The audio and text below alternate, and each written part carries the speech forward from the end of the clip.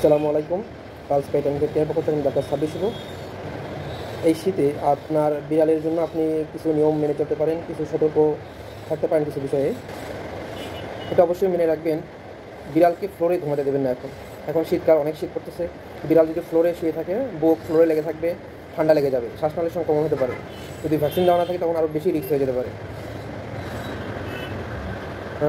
যদি পানি কম খেতে চাই, আপনি অল্প অল্প করে নিজে থেকে পানি জাতীয় খাবার খাওয়া দিতে পারেন, চিকেন স্যুপ খাওয়া দিতে পারেন, যাতে তার বডিতে ডিহাইড্রেশন তৈরি না হয়। শীতকালে অনেক সময় বিড়াল পানি খেতে চায় না, সেক্ষেত্রে বডি অনেক ডিহাইড্রেশন হয়ে চলে যায়। তো তাকে আপনি অল্প অল্প করে পানি খাওয়ানোর মাধ্যমে রিহাইড্রেট করতে পারেন। এই শীতে বিড়ালকে গোসল দেওয়ানোর ক্ষেত্রে খুবই সাবধান থাকতে হবে। গোসল যদি করাতে হয়, গোসল করানোর পরে অবশ্যই হেয়ার ড্রায়ার দিয়ে ফুল বডি শুকাই ফেলতে হবে, যাতে পানি লোমে যাতে কোনো পানি না থাকে, লোম ভেজা ভেজা না থাকে। যদি লোম ভেজা থাকে তাহলে গায়ে ঠান্ডা লেগে যেতে পারে। তো অবশ্যই গা শুকানো খুবই গুরুত্বপূর্ণ।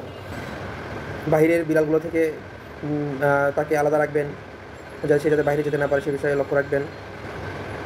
যদি কখনও কোনো সিমটম প্রকাশ পায় যে সে খাচ্ছে না, চুপচাপ বসে আছে, হাঁচি দিচ্ছে, কাশি দিচ্ছে, হাঁচি কাশি এসব যদি কোনো লক্ষণ বুঝতে পারেন, খুবই দ্রুতভাবে, দ্রুততার সহিত যেটা একজন ভেটেরিনারি ডাক্তারের সাথে যোগাযোগ করবেন, অবহেলা করবেন না। তাহলে দেখা যাবে চিকিৎসা নিলে খুব দ্রুত ঠিক হয়ে যাবে ইনশাআল্লাহ। ধন্যবাদ সবাইকে।